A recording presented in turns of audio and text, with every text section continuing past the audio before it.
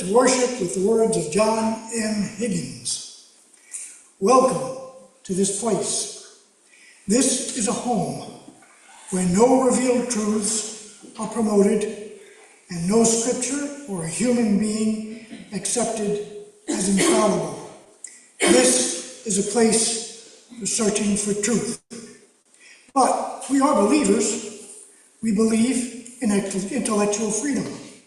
We believe in justice. We believe in compassion and concern for each other and the whole world. We believe in commitment to those ideals which make us caring and active in the struggles for human dignity. We are Unitarian Universalists. Come, let us worship together. I invite you to rise in body and spirit to join our voices in our opening hymn, number 21, For the Beauty of the Earth, in the Gray Hymn.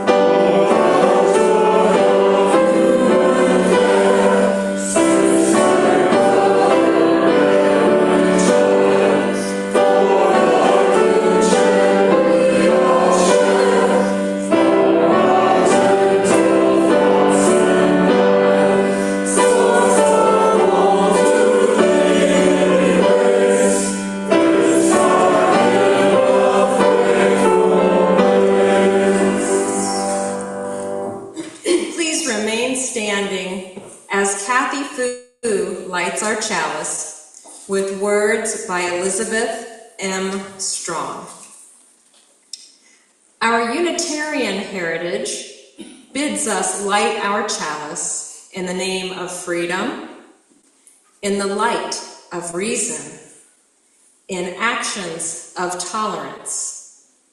We gather in community to celebrate a heritage of freedom, reason, and tolerance. Our Universalist heritage bids us light our chalice in the name of faith, in the light of hope, in actions of love. We gather in community to celebrate a heritage of faith, hope, and love. Let us bring this Unitarian Universalist heritage into our world and our lives today.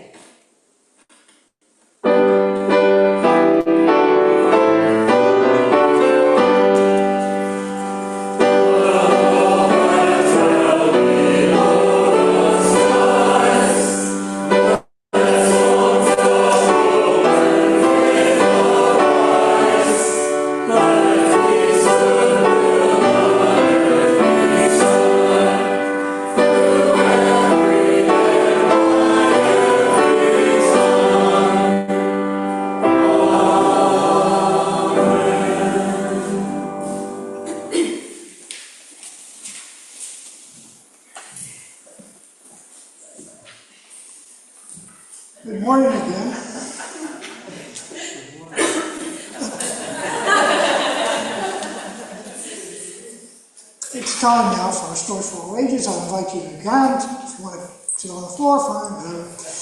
Okay, I want to show you this painting we keep in our church office, which Solomon thought was stolen this morning, but it wasn't. Handsome fellow, isn't he? This is a portrait of a minister from a long time ago, William Ellery Channing.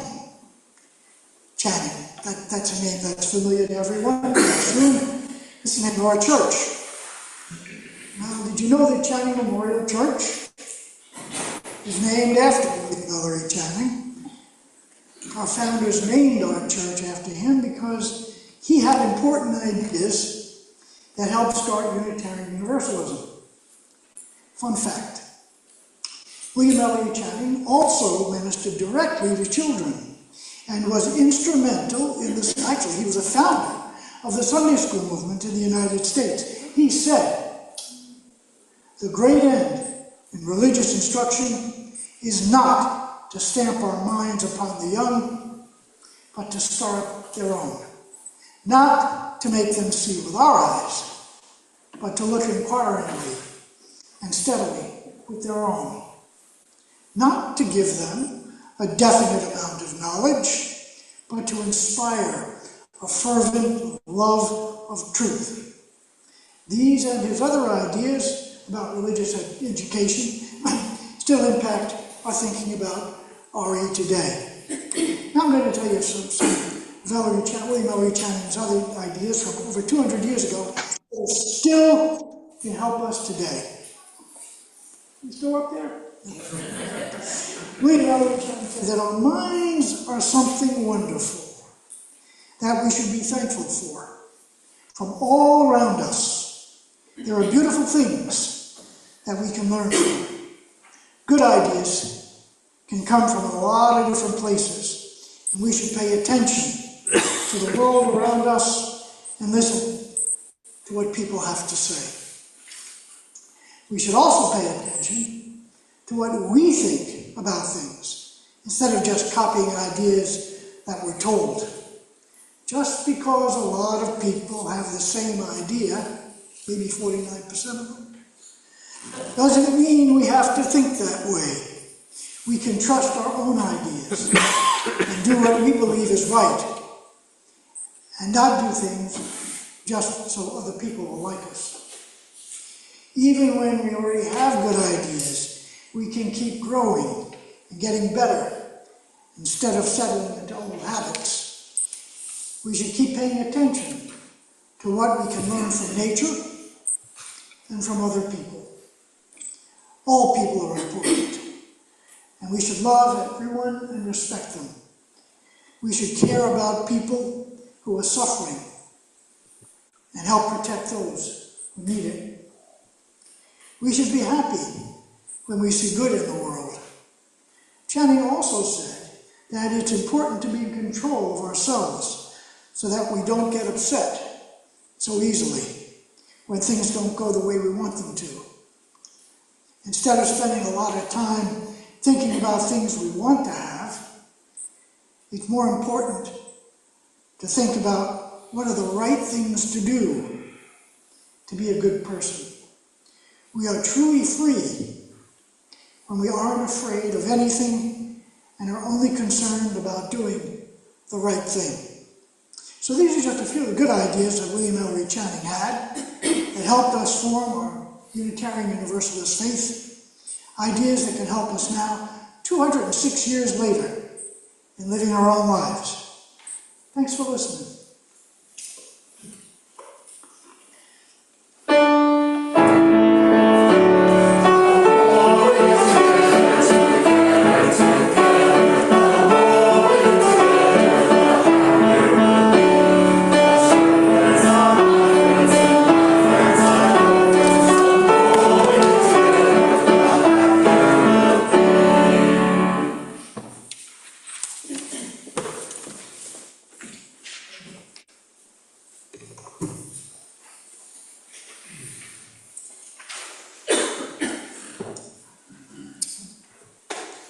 Well, today is the perfect day for commissioning our incoming Board of Trustees and the Leadership Development and Nominating Committee. It's perfect timing because their term begins this Tuesday, and it's also perfect thematically with today's topic being about William Ellery Channing, the namesake of our congregation. The commissioning words for this morning are printed as an insert in your order of service with words for the congregation and for the incoming leaders. And for those on Zoom, the words will also be shared on the screen. So I now invite the incoming board members to come forward, bringing with you the insert in your order of service. Just to the center here, you can kind of stand between the Joys and Concerns candles and William Ellery Channing. The 2025-2026 Board of Trustees includes President Angela Lesperance, Treasurer Maureen Hayes, Secretary Ostara Hollyoak, and Trustees at Large Chris Lynch, Andrea Holt, and Kathleen Rasmus. I now invite the congregation to join me in the board commissioning words from your insert, followed by the response by the board. So, congregation, we have elected you in the freedom of this gathered community. We trust that your work among us will be characterized by open reflection, transparent communication, and sound judgment, leading to decisions in the best interest of the whole of Channing Memorial Church. In the tradition of a free church built on consent and persuasion, we commit to bringing our concerns and questions to you in the spirit of mutual love for free, fair, and faithful hearing.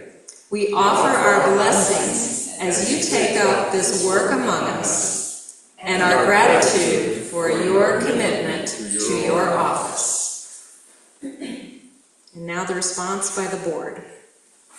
We accept the honor of our election to the Board of Trustees at Channing Memorial Church and trust that you have placed in us. We pledge to conduct our work in a manner that respects the mission, vision, and bylaws of this church, as well as the free church tradition of faithful, open discourse and congregational participation.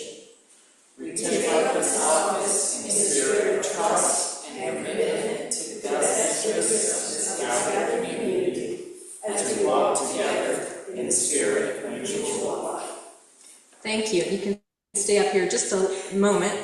I would also like to take this opportunity to thank outgoing trustee Sherry Thomas, who I believe is joining us on Zoom. So let's express our appreciation for Sherry's leadership during her time here at Caldiero. Board, I'm going to just have you stay here to keep Evelyn company. So we now are commissioning the Leadership Development and Nominating Committee, and the 2025-2026 Leadership Development and Nominating Committee consists of Lynn Schaefer and Evelyn Grimm. I invite Evelyn forward, and Lynn is unable to attend today with us in spirit. So turning to the other side of that insert, I invite you to join me in the commissioning words. Congregation, we have elected you in the freedom of this gathered community. We trust that your work among us will be characterized by open reflection, transparent communication, and sound judgment, leading to the mentoring and development of potential leaders who will serve the best interests of the whole of Channing Memorial Church. In the tradition of a free church built on consent and persuasion, we commit to bringing our support and willingness to serve the congregation, offering our time and talent to the extent we can commit. We offer our blessings as you take up this work among us, and our gratitude for your commitment to your office. response. We accept the honor of our election to the Leadership Development and Nominating Committee at Channing Memorial Church and the trust that you have placed in us. We pledge to conduct our work in a manner that respects the mission, vision, and bylaws of this church, as well as the free church tradition of faithful, open discourse and congregational participation. We take up this office in a spirit of trust and commitment to the best interests of this gathered community as we walk together in the spirit of mutual love. Thank you all for your service, for your dedication to this church community. Let's have a round of appreciation for these, our church leaders.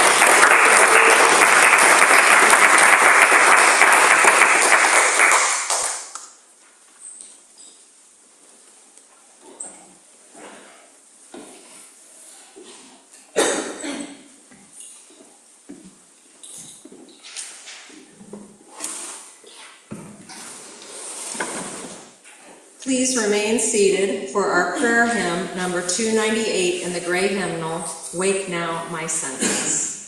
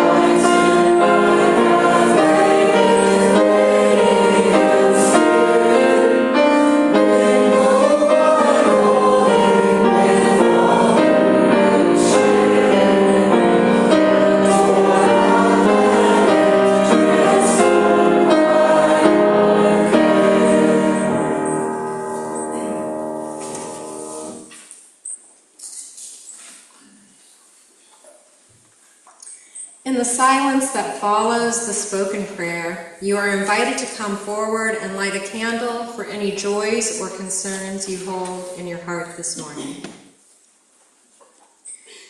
We enter into prayer with some words by Reverend Douglas Taylor, abridged.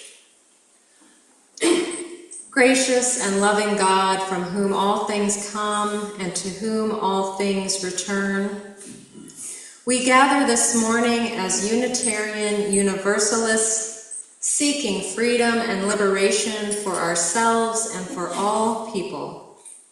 We gather to be co-creators of a sacred space, together guided by the deep values of our faith. We recognize that a faith like ours needs to be enacted. It needs to be lived in action.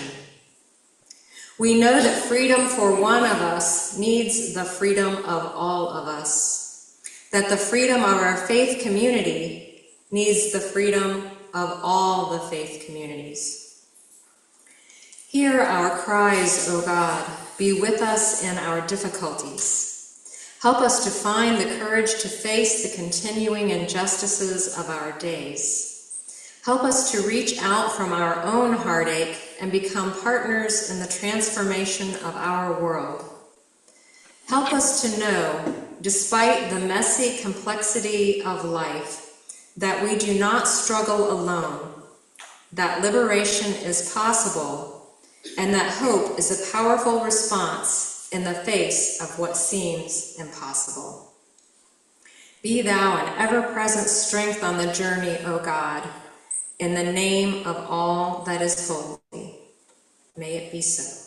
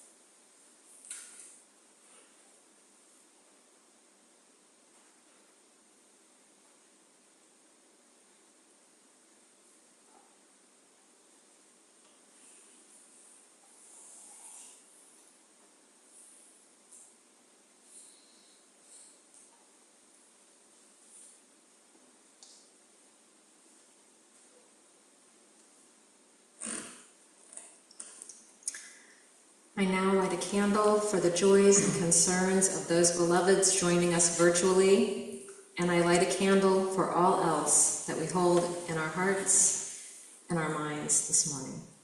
If your heart is hurting, know that your community is here to help. Please reach out with any needs.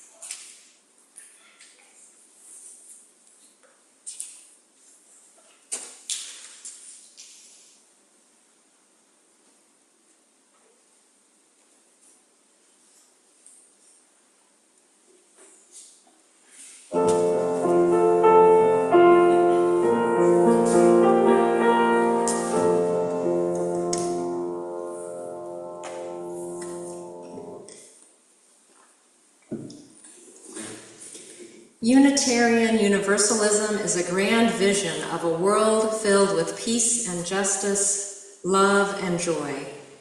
No matter its size, every congregation depends on each of its members. Each one of you, by your commitment of time, energy, and resources, helps make that grand vision real. Individually and together, we are Unitarian Universalists, building a world filled with peace and justice, love and joy. Those the words of Heather Christensen. For those of you watching the service online, you may contribute to a virtual offering plate using the donate button on our website or by mailing a check to the church office. I invite the ushers forward to receive the offering.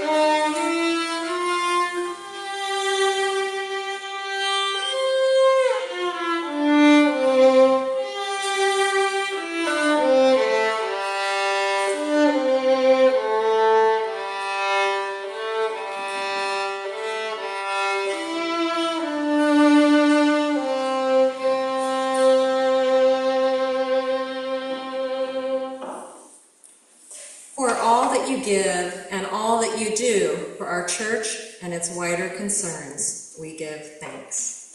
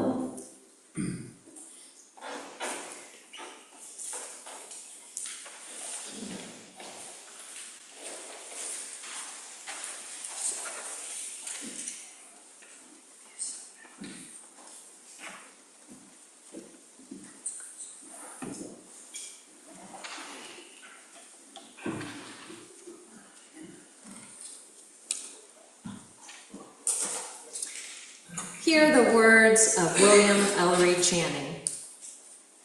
No power in society, no hardship in your condition can depress you, keep you down in knowledge, power, virtue, influence, but by your own consent.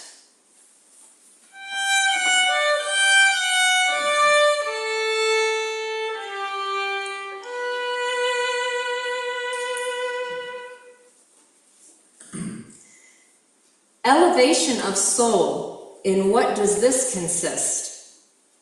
Without aiming at philosophical exactness, I shall convey a sufficiently precise idea of it by saying that it consists, first, in force of thought exerted for the acquisition of truth, secondly, in force of pure and generous feeling, thirdly, in force of moral purpose. William Ellery Channing.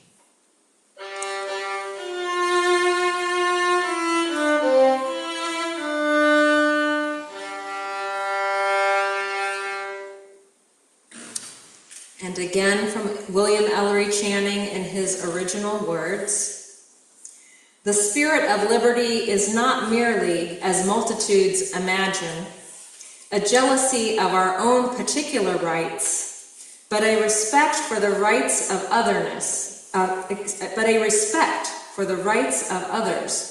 and an unwillingness that any man, whether high or low, should be wronged and trampled underfoot." I invite you to rise in body or spirit to join our voices in hymn 121, "We'll Build a Land," in the great hymn. We'll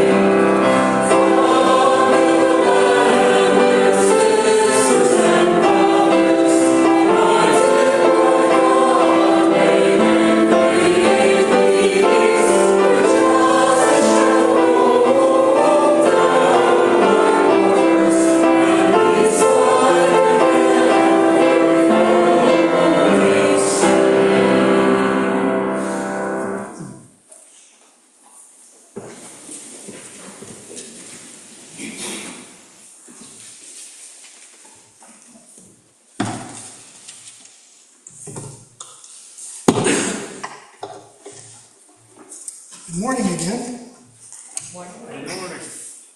There are several ways by which Supreme Court justices and lower court justices determine the constitutional validity of statutes. That is, until yesterday. One, if you read the Supreme Court's decision, one method applies a strict originalist or textual interpretation, looking at the meaning of the words of the Constitution alone. Another method takes a more broad interpretation, evaluating the intent of the framers and ratifiers, deriving from the moral commitments reflected in the Constitution. What does this have to do with William Ellery Channing? Well, in early 1819, the year in which Channing delivered his famous sermon in Baltimore, Chief Justice John Marshall, in what has become one of the most significant early Supreme Court decisions, McCulloch v. Maryland, broadly interpreted the necessary and proper clause of the Constitution that established the distribution of powers between the federal government and the states, expanding the power of the federal government to improve economic development. Channing, several months later, in his Baltimore sermon, would apply the same approach, broadly interpreting the Bible. He declared science and the Bible perfectly compatible. For God, he said, never contradicts in revelation what he teaches in his works. As historian Daniel Walker Howe notes, while Marshall found in the Constitution powers for the betterment of the American economy, Channing found in the Bible inspiration for the moral betterment of humanity. It seems proper to explore Dr. Channing, as he was called by his contemporaries, because we've appropriated his name. For those of you who are unfamiliar with how our congregation decided to adopt Dr. Channing as our church namesake, Ken Grimm reports that began in 1992 when former members of the UU Society of Howard County, now the UU Congregation of Columbia, who were meeting separately as the Channing Gathering, decided to form a congregation that sought to study the values that Channing expressed in his famous sermon. Other names were explored, including, courtesy of Ken Callimuck, combining famed Unitarian theologian Theodore Parker with William Ellery Channing as Ted and Bill's Great Adventure. More somber heads prevailed, and Channing Memorial Church was born. We're not alone.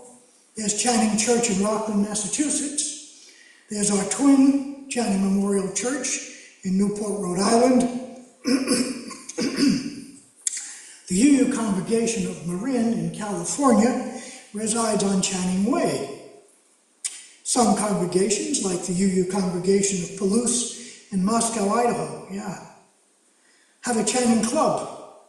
Channing's statue is in Boston's Public Garden, stands approvingly at the corner of Arlington and Boylston Streets, facing the congregation he served all his life, and is now the Arlington Street UU Church.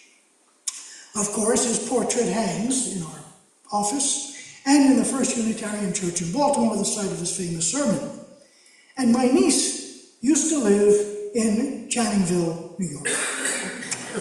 William Ellery Channing was born into a prominent New England family on April 7th, 1780, in Newport, Rhode Island, a town known for its contradictory character, a haven for pirate, Captain Kidd, and for religious heretic, Anne Hutchinson. William was baptized by future Yale president, Dr. Ezra Stiles, as French generals Rochambeau and Lafayette stepped upon New Rhode Island shores. One of his grandfathers, William Ellery, signed the Declaration of Independence. And while his father, a lawyer, Rhode Island Attorney General, and U.S. Attorney, had the dubious distinction of defending the first slave trader to be convicted, one must wonder if he really employed all his legal skills. William's brother, Walter, was a prominent physician who explored the use of ether in childbirth. And another brother, Edward, was a Harvard professor. Small of stature, he was only about 5 feet, weighed about 100 pounds. He entered Harvard during the French Revolution, studying theology, graduating first in his class in 1798. Elected as commencement speaker, the Harvard faculty prohibited him from mentioning the revolution in Europe. Channing didn't fold. He refused to speak until they reached a compromise. Hear that, MIT?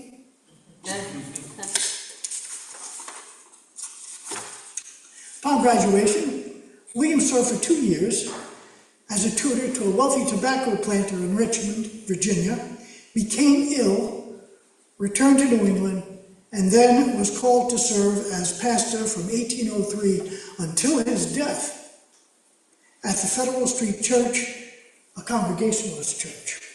In 1814, Channing married his cousin, the very wealthy Ruth Gibbs, with whom he had 4 children. Ruth's fortune afforded Channing financial independence. Channing became a popular speaker in Boston. His sermons avoided the complex, abstract, hard-to-understand doctrine and dogma, preferring instead to address social responsibility and Christian service. His writings in many periodicals made him even more popular. Now let's take a slight detour. Where to find out where all this Unitarian stuff comes from? We could go back to Socinianism of the 16th and 17th centuries, which is non-Trinitarian theology of the unity of God embraced by the Unitarian Church of Transylvania. But we'll move forward a century to England. You may recall from a sermon I presented about Dr. Joseph Priestley, I'll bet you don't, that he was educated at the Dissenting Academy of Daventry.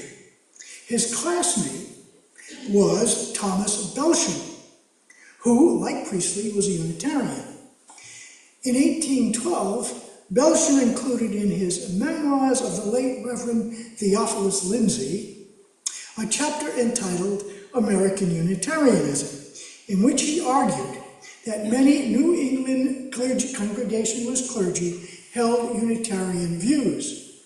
Conservative American minister Jedediah Morse, responding to Belsham's claims, began a campaign against these liberal clergymen, including William Ellery Channing, charging these New England ministers with misrepresentation, that they were hypocritically calling themselves Christians, when, in fact, they were English Unitarians, a pejorative epithet. Thus, Channing was drawn into the Unitarian controversy. The controversy pitted, on the one side,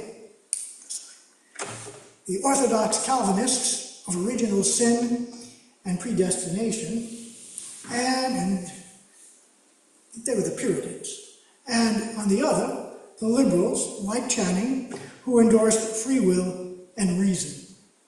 Channing responded to Morse's claims, and on May 5th, 1819, he delivered a sermon that made national news. Channing had been invited to speak at the ordination of his friend, Jared Sparks, at the First Independent Church of Baltimore. Sparks, a fellow Harvard graduate, would eventually return as the college's president and was a biographer of George Washington.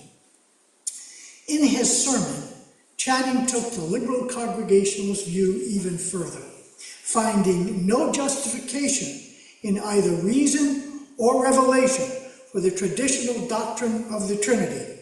Not looking at it.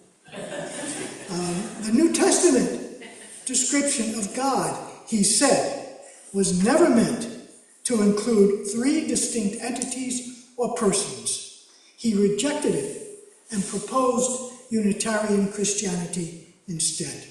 He rejected Calvinism's predestination. To Channing, the idea that a just and compassionate God would condemn sinners contradicted the concept of divine love and forgiveness. The Bible, he said, was a book written for men in the language of men, whose meaning is to be sought as that of other books. As Channing embraced the term Unitarian, he described his faith as, quote, a rational and amiable system against which no man's understanding or conscience or charity or piety revolts. He viewed each person's life as a model of others, which contributed to the concepts Ralph Waldo Emerson eventually expressed in his essay on self-reliance. Channing's sermon, called the Pentecost of American Unitarianism, became the manifesto of Unitarianism. The sermon was the most widely printed American pamphlet since Thomas Paine's Common Sense in 1776. The Unitarian controversy in which Channing became embroiled was a reaction against Calvinist doctrines of sin and predestination. His response, Unitarian Christianity, denied the Trinity, emphasizing instead the social message of Jesus. As the controversy spread, Orthodox Congregationalist churches refused to share their pulpits with Unitarian ministers, and it became clear that Unitarianism would become a new religious sect in America. In 1825, Channing reluctantly joined a conference of liberal Congregationalist ministers and helped to establish the American Unitarian Association, of which he became president. This isn't the end of the story. While continuing his pastoral duties, Channing served as a fellow of the Harvard Corporation and led the founding of Harvard Divinity School in 1816 to train liberal ministers. Channing was, as noted, a religious education innovator. He was the first cleric to invite young children to meet and talk with him after worship services, and created discussion groups that became the forerunner of the Sunday school movement. His 1807 sermon on the duties of children was eventually published as a children's catechism. Channing was an anti-war activist. He opposed the War of 1812, as did many in New England, who were concerned about the expansion of federal power, and particularly President Madison's war policies. In an anti-war address in 1816, he argued that war corrupts the entire society, yielding too much power to the central government, which he distrusted, believing that the only function of government was to ensure public order. He did not believe that governments could improve the moral behavior of its citizens. Nonetheless, he firmly subscribed to the First Amendment. Quote, freedom of opinion, of speech, of the press is our most valuable privilege, he wrote. The very soul of our Republican institutions, the safeguard of all other rights. He was a friend of the working man, founding a charitable society and ministry to Boston's impoverished dock workers. In his lecture, Self-Culture, Channing linked a free market to a spiritual awakening among the laboring class. He told them politics, education, art, and literature could all be means of their development and prosperity. Self-culture, he said, is the practice of likeness to God. Any notion, he said, that the majority of human beings, all with a moral nature, were created only to minister to the luxury and elevation of the few violates the universality of human rights. He was a reluctant, but eventually became, according to the historiography of abolition, a moderate abolitionist. His anti-slavery views were likely influenced by a formerly enslaved woman from Ghana who cared for him as a young boy, and by his first encounter with slavery when he was employed as a tutor in Virginia. He wrote in a 1799 letter that the existence of slavery, quote, is one object here which always depresses me. However, unlike the more radical abolitionists, William Lloyd Garrison, Gerrit Smith, Lydia Marie Child, with whom he associated in Boston, Channing was a moderate, noting in an 1835 pamphlet entitled Slavery that, quote, how slavery shall be removed is a question for the slaveholder, and one which he alone can answer. He alone has an intimate knowledge of the character and habit of the slaves, to which the means of emancipation should be carefully adapted. Channing's relationship with Boston's abolitionists was tenuous. He viewed the radical abolitionists as cranks who have, quote, fallen into the common error of enthusiasts, that of exaggerating their object, of feeling as if no evil existed but that which they opposed. While Garrison believed that slavery ought to be abolished immediately, Channing, on the contrary, believed that immediate abolition was, quote, inconsistent with the well-being of the slave and the order of the state. He thought, surprisingly, that the abolitionists were unchristian. However, in the fall of 1834, during a conversation with another Unitarian minister, Samuel May, where Channing criticized the Garrisonian abolitionists, May replied, "I am tired of these complaints. The cause of suffering humanity, the cause of our oppressed, crushed, colored countrymen, has called us loudly upon us, others as upon us who are known as the abolitionists. It is just as incumbent upon others as upon us to espouse it. The cry of millions in bondage had been heard throughout our land for half a century and disregarded. The wise and prudent saw the wrong, but thought it not wise and prudent to lift a finger for its correction." Channing answered, "Brother May, I acknowledge the justice of your reproof. I have been silent too long." From then, Channing became a more fervent abolitionist.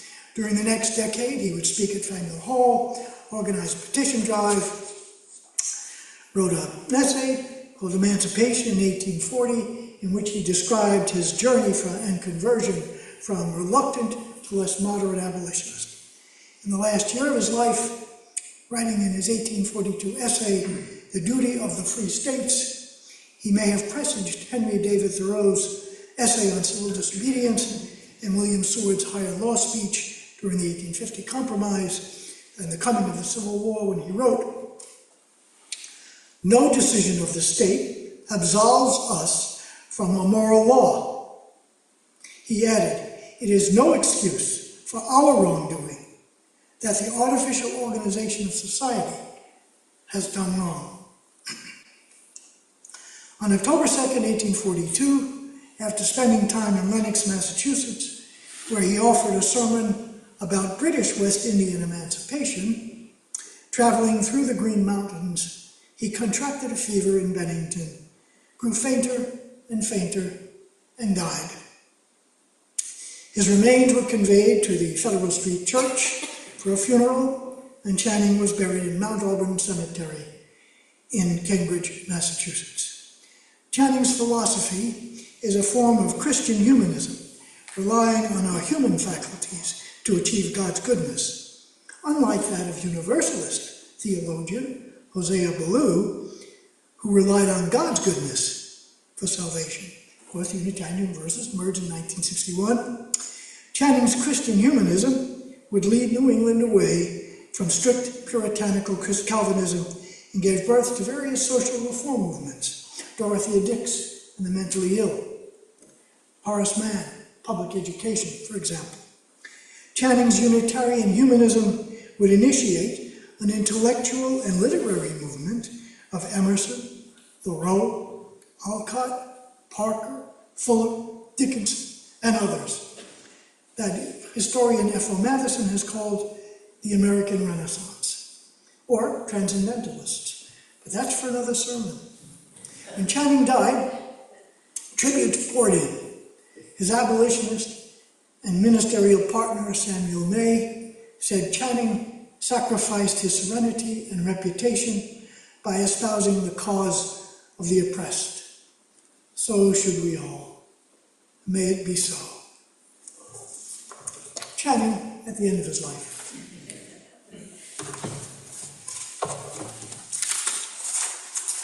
Please rise in body or spirit to join our voices in hymn 131, Love Will Guide Us.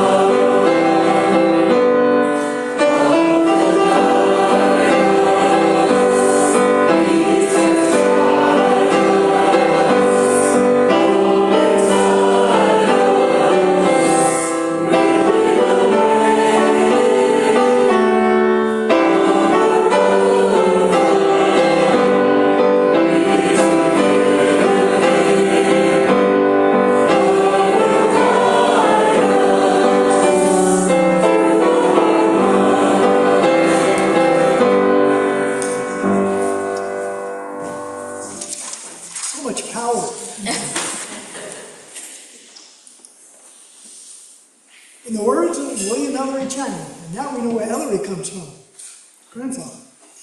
To gain salvation, in the highest meaning of the word, means to raise your fallen spirit, cure the sick soul, give back its freedom of thought, conscience, and love.